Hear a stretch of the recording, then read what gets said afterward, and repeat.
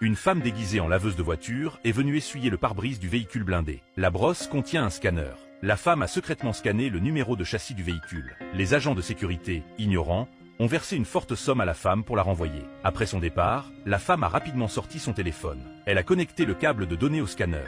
Elle a utilisé le téléphone pour transmettre le numéro de châssis à son complice. Après que Paul ait reçu les données, il a rapidement piraté le système de contrôle du véhicule. La température à l'intérieur du véhicule a augmenté. À cause de la chaleur, le capitaine du convoi a voulu allumer la climatisation. Mais le système d'exploitation n'était plus sous contrôle. Le capitaine s'apprêtait à sortir avec les diamants. La porte ne s'ouvrait plus. Le véhicule a ensuite démarré automatiquement. C'était Paul qui contrôlait le véhicule à distance. La voiture a accéléré et a percuté les véhicules qui la précédaient. À ce moment-là, le FBI a envoyé 2 voitures pour tenter d'intercepter le véhicule hors de contrôle. Foncièrement, elles ont percuté le véhicule pour tenter de l'intercepter. Même les airbags se sont déployés.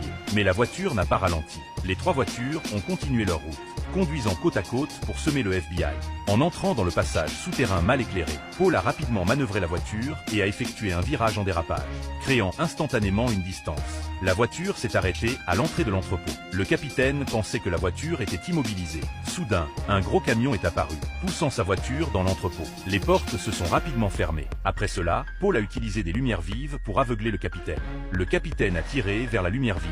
Mais le pare-brise était blindé. Puis Paul a ouvert le capot. Il a injecté du dioxyde de carbone dans la voiture. Le capitaine a essayé de bloquer les aérations avec ses mains, mais sans succès. Le capitaine a abandonné sa lutte.